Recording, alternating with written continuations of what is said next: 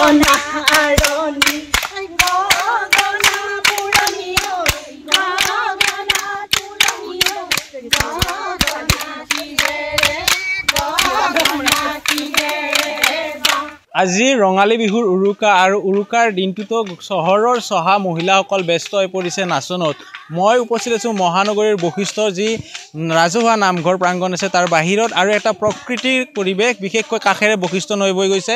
কাষত নাহৰ এজোপা আছে আৰু নাহৰ এজোপাক তেখেতসকলে স্মৰণ কৰি গামোচা দি লৈছে। তাৰে পিছতে এনেদৰে জেং বিহু আৰম্ভ কৰিছে। এয়া ৰাংঢালী সাংস্কৃতিক দল আৰু তেখেতসকলে জেং বিহুৰ বাবে সাজু হৈছে। আৰু আজি তেখেতসকলে গৰু বিহুৰ দিনটোতো সকলো কাম কাজ কাটি থৈ আহি এনেদৰে বিহু নচা পৰিলক্ষিত হৈছিলে।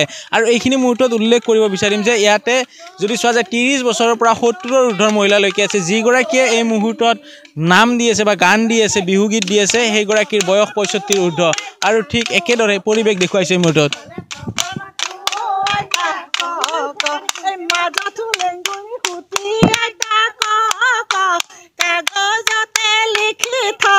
কাগজতে লিখি থ আমাৰে ঐ বিহুৰে কথা হেয়া হেয়া হে এই নাহৰে পেলালে কলি সমনীয়া টগৰে পেলালে কলি ঐ টগৰেও পেলালে কলি এ তোমালৈ বুলি হৌ ককাই তিৰৈ আছিলে কেলৈনো ঐ আনলে গলি হেৰালি টিকাই নেহাঁহিবা মিচিকাই বিহু গলে পাবলৈ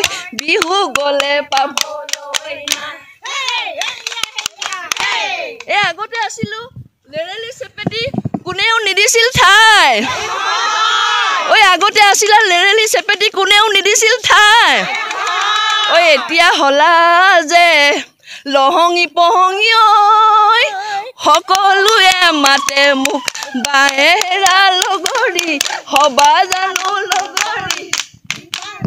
এই যি পৰিৱেশ, এই পৰিৱেশ সঁচাকৈ মাদকতা সুকীয়া, বিশেষকৈ 60ৰ ঊৰ্ধৰ মহিলাৰ যাৰ অসমীয়াৰ হৃদয়ে তেজে হিৰে বৈ গৈছে এনেধৰণৰ বিহুগীত, যি বিহুগীতৰ মাদকতা আছে। আৰু তেখেতসকলৰ মন্তব্য ল'বলৈ চেষ্টা কৰিম যে এতিয়া হোৱা নাই বুঢ়ী ঐ বুঢ়ী নকবি এতিয়া হোৱা নাই বুঢ়ী ঐ এইহেন বয়সত এ নচাব পাৰো মই ঐ চাৰি কুৰি ডেকা ল'ৰা কেনেদৰে চলিছে খুব সুন্দৰ। যিহেতু বিহুৰ বতৰ, গা 7খন 8খন আৰু আমি আজি বহুদিনৰ পৰা আখৰা কৰি আছোঁ, গতিকে ভাল লাগিছে। আৰু আমি অহা কালিৰ পৰা গৰু বিহুৰ দিনাখনৰ পৰা আমি মঞ্চ কপাবলৈ সাজু হৈ আছোঁ। আমাৰ বিভিন্ন মঞ্চত আমাৰ আমন্ত্ৰণ কৰিছে, গতিকে আমি সকলোৱে একত্ৰিত হৈ ওলাই আহিছোঁ। আজি আচলতে অলপ কম হৈছে মহিলা, এনেই আমাৰ 50গৰাকী মহিলা আছে। গতিকে অসমৰ বিভিন্ন ঠাইত আমাক মাতিছে, আমি কালিলৈ পৰা আৰম্ভ কৰিম। আৰু বয়সৰ পৰা কিমান বয়সলৈকে? সেইটো কিন্তু ইণ্টাৰেষ্টিং কথা। আমাৰ বয়সৰ আচলতে কোনো সীমা নাই। আমাৰ 35 বছৰ বয়সৰ পৰা 65 বছৰ বয়সলৈকে আমাৰ মহিলা আছে। গতিকে সৰু ডাঙৰ মিলি আমি যিটো অনুষ্ঠান কৰিছোঁ সঁচাকৈ আমি গৌৰৱবোধ কৰোঁ। আৰু অসমবাসী আমাৰ মহিলাসকলক এটা কথা অনুৰোধ কৰিব বিচাৰিছোঁ, কোনো বয়সৰ কথা নাথাকে, মানুহৰ শিকাৰ বয়স নাথাকে, ফূৰ্তি কৰা বয়স নাথাকে। যেতিয়াই যেনেকৈ সুবিধা হয় নিজৰ আনন্দটো নিজে ল'বলৈ চেষ্টা কৰিব লাগে। এয়া আছিলে মন্তব্য। বিহু বুলি ক'লে 7-8খন হয়, গা ৰাইজাই কৰে, সেই পৰিৱেশ এতিয়া গুৱাহাটী মহানগৰীতো সকলো কাম কাজ বাদ দি তেখেতসকলে এনেদৰে অনুশীলন কৰিছে। আৰু অনুশীলনৰ সমান্তৰালভাৱে বিহু মঞ্চ কপাবলৈ সাজু হৈছে ৰাংঢালী সাংস্কৃতিক দল। আৰু বশিষ্ঠৰ যি বশিষ্ঠ নৈৰ সমীপৰে বৈ যোৱা নাহৰৰ তলত এনেদৰে অনুশীলন কৰিছে। এক প্ৰকাৰ প্ৰাকৃতিক পৰিৱেশৰ মাজত তেখেতসকলে বিলীন হৈ যোৱা পৰিলক্ষিত হৈছে। আৰু 30ৰ পৰা 70ৰ ঊৰ্ধৰ মহিলালৈকে এই বিহুত নচা পৰিলক্ষিত হৈছে আৰু দৃশ্য দেখুৱাই গৈছে অতীত হয়।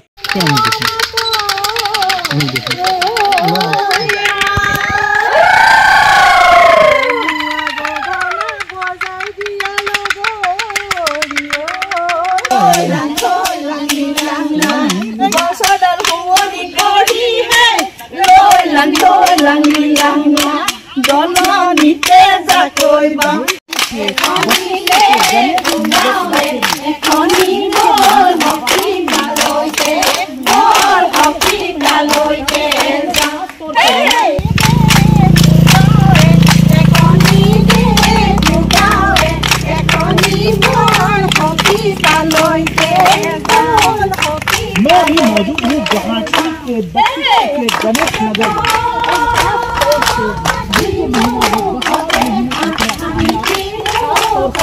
रंगाली बिहू का उद्घाटन किया जाता है। मैं गणेश गुरु के আপুনি বিচৰা বাতৰি পাব কেৱল নিউজ 18 এপত। নিউজ 18 এপ ডাউনলোড কৰিবলৈ স্ক্যান কৰক এই QR কোড।